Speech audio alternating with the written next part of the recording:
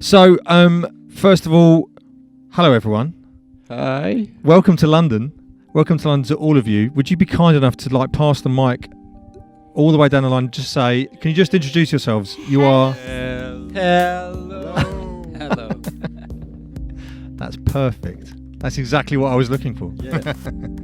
So we have the Erised, all the way from the Ukraine, and we have young Mr. Frederic Robinson, all the way from Basel, and we are here in North London, which makes us feel very good. So, first of all, I should say how delighted I am to actually meet you all, because as a band, is this your first visit as the Erised to London? And the Erised actually started in 2014. Yes, maybe. No, first maybe first release was on in 15 February. Our first EP called Desire. And so, tell me why? Why did the Erised come together? Because we should just explain that two of you have your kind of drum and bass backgrounds as Detail and Hidden Element. Sonia, you were working in pop music. I'm working alone. Solo. And so how did you come together as a group, or why did you come together as a group? We've met through the internet, basically. As we all do. Of course. Back in 2012. I guess. Yeah. Me and Igor were chatting a lot in the internet, and in 2014, I guess, we met at the club where the guys playing. Mm-hmm. So, and then we like to do maybe one or two tunes, and one of them was not drum and bass at like 125 BPM. Okay. Well, and then when we finished it, we were thinking about the vocals, and our mutual friend Roman from another band introduced us to Sonia, and she recorded the vocals like just without words, like melody. Okay. And from that, I guess, all things start. And the first thing that we knew about the Erised was the song Pray. Yeah. But for once, instead of just listening to like an MP3, we watched a video. Yeah. Right? Yeah. And I think for everyone at hospital and med school, it was the video that kind of had the impact. Do you know what I mean? Because it was all of you playing together in the studio, performing live, and that's what really kind of got us. So, I mean, you were quite quick to film yourselves as a band. Was that a particular decision? Yeah. We was like, we meet each other, did this tune, and decided to like record this video to show that this is electronic music, but we are playing it live. I just wanna lay you, if you ever, I'll never come again alive.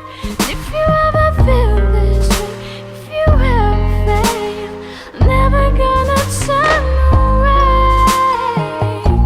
I'm never gonna turn. I thought it was really unusual to us that such an unknown artist could have such a professional film, not just the performance, but the actual film. We were like, myself and Tony and Tom, and we sat and watched it about 5 times. And I was, because I love the song and I love the performance, but you have a number of cameras, and it's done at such a high kind of professional quality. That we were really kind of thinking. It was the video that made us want to sign the band. Do you know what I mean? Because we were captivated by the performance. So is this and you're in Kiev in the Ukraine, which we understand, being in London, is a very different kind of city with a lot of other issues kind of going on. So we were really taken aback in a very, very positive way.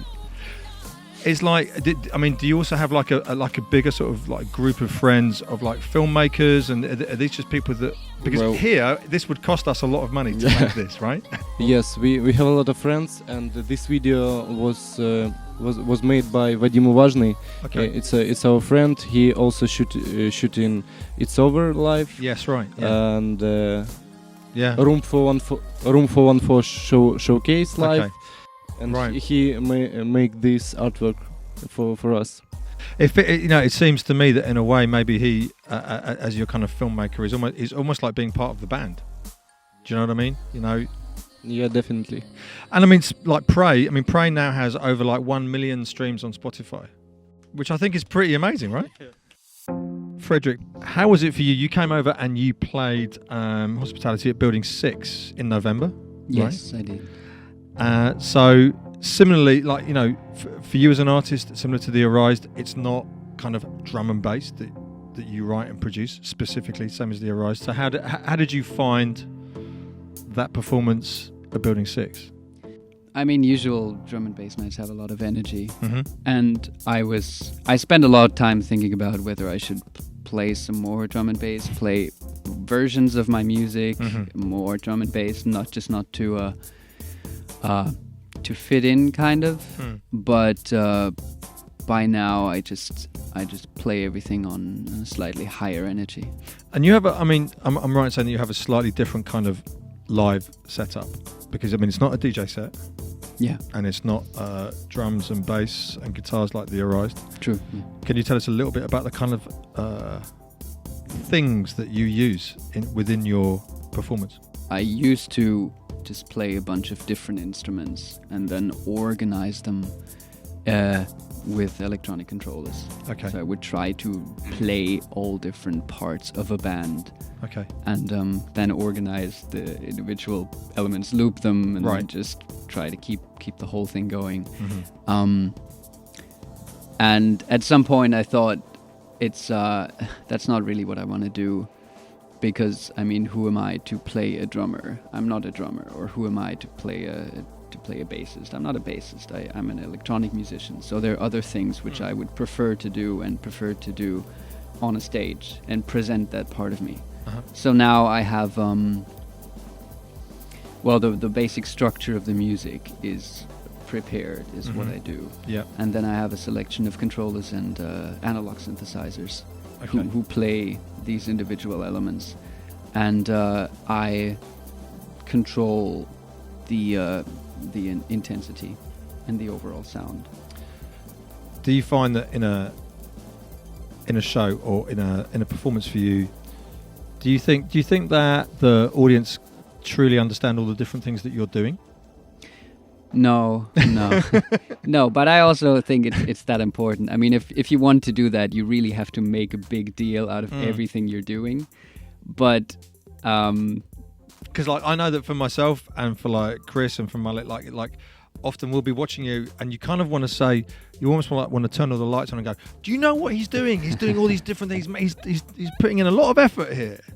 Like, you know, I think one of the things for a lot of us now, like 2016, there's now a kind of an apathy about performance, because so many DJs or bands are playing off a laptop and there's nothing happening. yeah. But they make it look like there's a lot happening.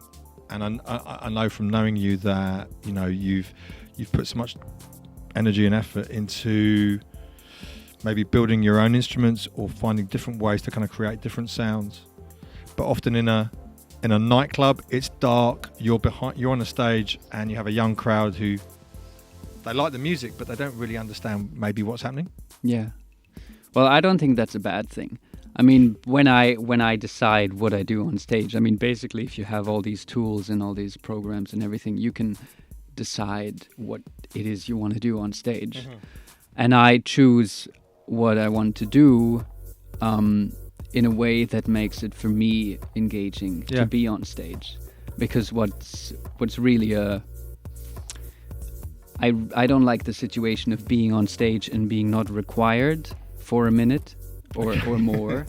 So when I have the That's feeling, a nice way of putting it. yeah. So when I have the feeling I could now have a drink or smoke a cigarette, without the music dying down or the tension disappearing, then Yeah. I feel really useless on stage. Because I mean, why would I go somewhere, travel somewhere, and do something like that? It feels really awkward for me.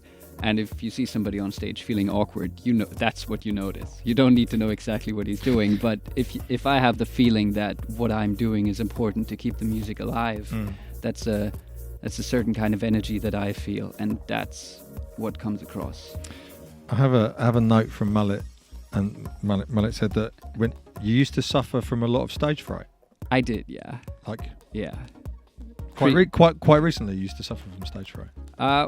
Well, it's been over for maybe a year now, but all the shows I played. I don't want this to be painful, but No, I mean it's over now. I'm happy to talk about it.